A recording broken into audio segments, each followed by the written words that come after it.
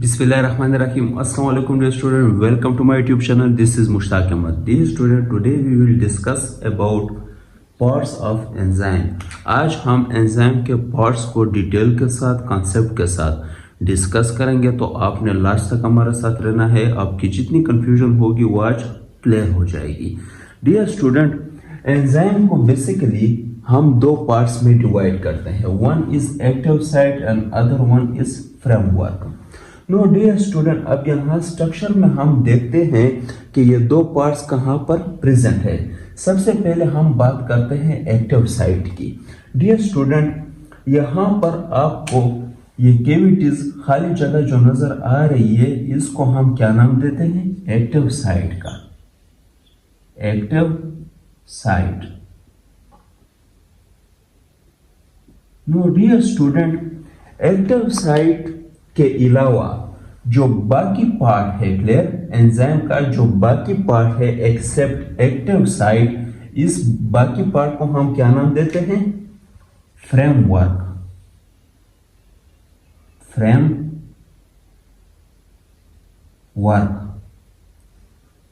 No dear student, अब हमें confirm हो गया कि एंजाइम के दो पार्ट्स होते हैं। एक ये जो कैविटी खाली जगह आपको नजर आ रही है, इसको हम क्या नाम देते हैं? Active site. और दूसरा जो बाकी पार्ट है एक्सेप्ट एक्टिव साइट, इसको हम क्या नाम देते हैं? फ्रेमवर्क।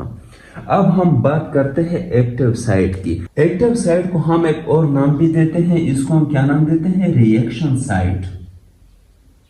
Reaction site. ये पॉइंट मस्ट आपने एमसीक्यूज के लिए याद रखना है कि एक्टिव साइट को हम क्या कहते हैं? रिएक्शन साइट कहते हैं। अब डियर स्टूडेंट, यहाँ पर क्वेश्चन अराइज होता है कि इसको हम रिएक्शन साइट क्यों कहते हैं? बिकॉज क्योंकि एक्टिव साइट पे यहाँ पे क्या अटैच होते हैं? सबस्ट्रेट अटैच होते हैं। क्लियर? यहाँ पर क्या अटैच होते हैं? Substrate. No dear student, active site क्या करता है? इस सबस्ट्रेट को ये प्रोडक्ट में कन्वर्ट करता है। किसमें? प्रोडक्ट में। तो इसलिए इसको हम क्या नाम देते हैं? रिएक्शन साइट का नाम भी देते हैं।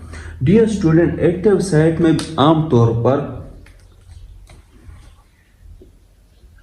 3 से 12 अमाइनो एसिड होते हैं। यानी कि ये कितने अमाइनो एसिड सब बनता है? 3 से 12 अमाइनो एसिड आमतौर पर इसमें होते हैं। तो ये पॉइंट मस्ट आपने एमसीक्यूज के लिए याद रखना है। क्लियर? और दूसरा जो है, ये एक्टिव साइट क्या होते हैं? ये स्पेसिफिक होते हैं। अब स्पेसिफिक का क्या मतलब है डियर स्टूडेंट? फॉर एग्जांपल, एक एंजाइम है जिसको हम क्या कहते हैं? पेप्सिन कहते हैं। क्या नाम देते हैं? पेप्सिन। अब ये पेप्सिन एंजाइम जो है, ये हमेशा जो है वो प्रोटीन की ब्रेकडाउन करेगा, यानी कि ये प्रोटीन को ही प्रोडक्ट में कन्वर्ट करेगा। इसलिए ये स्पेसिफिक इन नेचर होते हैं। क्लियर? ये कभी भी लिपिड की ब्रेकडाउन नहीं कर सकता या कार्बोहाइड्रेट की ब्रेकडाउन नहीं कर सकता। पेप्सिन एंजाइम जो है ये हमेशा किसकी ब्रेकडाउन करेगा? प्रोटीन की ही ब्रेकडाउन करेगा। क्लियर? तो ये पॉइंट मस्ट आपने याद रखना है।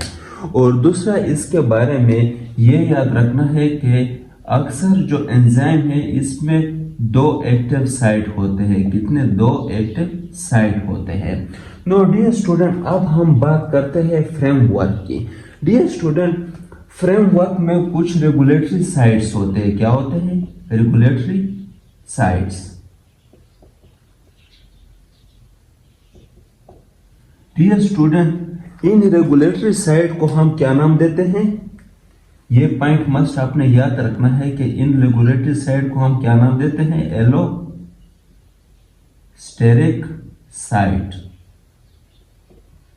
डियर स्टूडेंट, एलोस्टेरिक साइट पे सम टाइम कोफैक्टर या इनहिबिटर अटैच होते हैं। क्या अटैच होते हैं? कोफैक्टर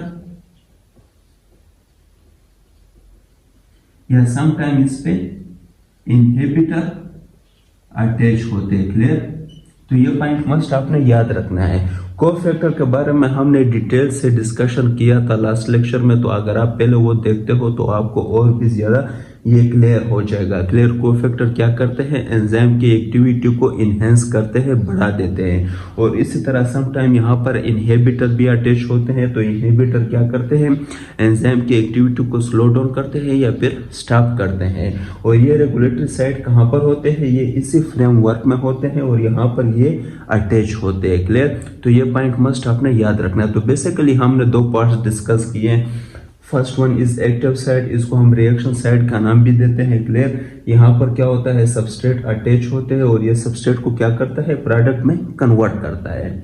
इसमें आमतौर पर 3 से 12 अमाइनो एसिड होते हैं, यानी ये 3 से 12 अमाइनो एसिड से मिलकर बनता है और ये स्पेसिफिक इन नेचर होता है, यानी पेप्सिन जो है वो हमेशा प्रोटीन की ब्रेकडाउन करेगा। इसी तरह लाइपेज एंजाइम जो है वो हमेशा लिपिड की ब्रेकडाउन कर सकता है, लेकिन प्रोटीन की वो ब्रेकडाउन नहीं कर सकता। तो ये स्पेसिफिक इन नेचर होता है, यानी ये खास सबस्ट्रेट को ही प्रोडक्ट में कन्वर्ट करता है।